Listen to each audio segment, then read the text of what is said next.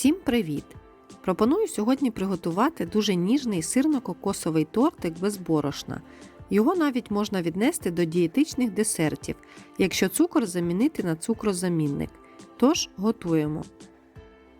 Для сирної основи нам знадобиться 600 г кисломолочного сиру 5 або 9% жирності, 2 яйця та 1 білок, 2 столові ложки кукурудзяного крохмалю, 100 г цукру і 1 чайна ложка ванільного цукру.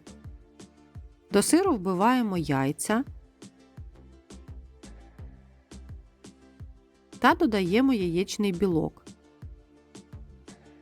Далі всипаємо цукор, ванільний цукор або ванілін та перебиваємо всю масу блендером, щоб не було грудочок. Якщо немає блендера, можна скористатись товкачкою для картоплі. Потрібно досягнути кремової консистенції сиру. Далі всипаємо крохмаль та перемішуємо все лопаткою до однорідності. Крохмаль в цьому рецепті повністю замінює борошно.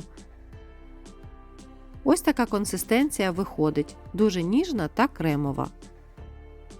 Застелюємо деко пергаментом та гарно змащуємо його вершковим маслом. Викладаємо все тісто на деко і розрівнюємо його лопаткою, розтягуючи по пергаменту. Стараємось, щоб товщина була всюди однакова. Повинен вийти прямокутник товщиною приблизно 1,5-2 см. По краям також проходимось лопаткою, трохи їх підрівнюючи. І нехай вас не лякає, що тісто такої консистенції. В духовці воно гарно схопиться. Ставимо випікатися у розігріту до 180 градусів духовку на 25-30 хвилин до підрум'янення. Для заварного крему нам знадобиться 400 мл молока, 100 г цукру, 2 столові ложки кукурудзяного крохмалю, жовток 1 яйця, 1 чайна ложка ванільного цукру та 50 г кокосової стружки плюс ще 20 г на обсипку. В сотейник вливаємо все молоко, додаємо цукор, крохмаль та жовток.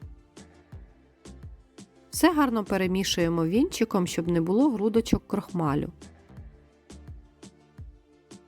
Ставимо на плиту на середній нагрів і варимо до загустіння крему, постійно його помішуючи вінчиком, щоб запобігти утворенню грудочок. Коли бачите, що крем загустів і став ось такої консистенції, можна знімати його з плити. Кип'ятити його не потрібно.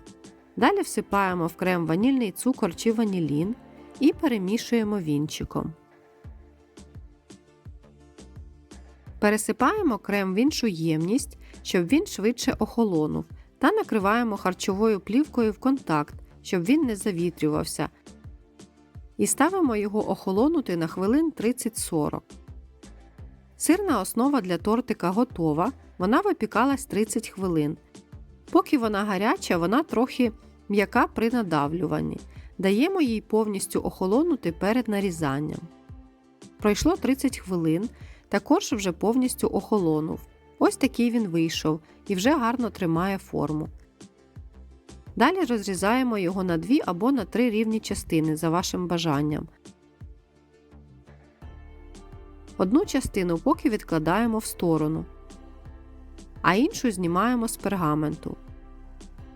До крему додаємо кокосову стружку і добре перемішуємо все лопаткою.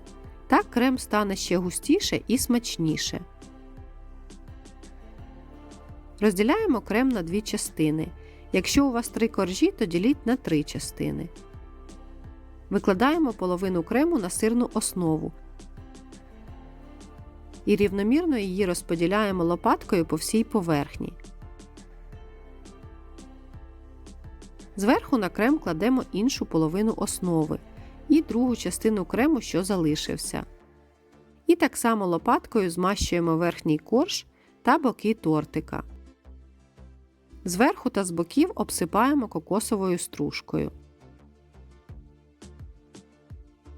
Відправляємо тортик в холодильник на 2-3 години.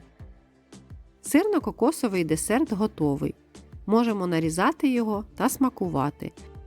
Він виходить надзвичайно ніжний, в міру солодкий, з дуже смачним заварним кремом та ароматними кокосовими нотками.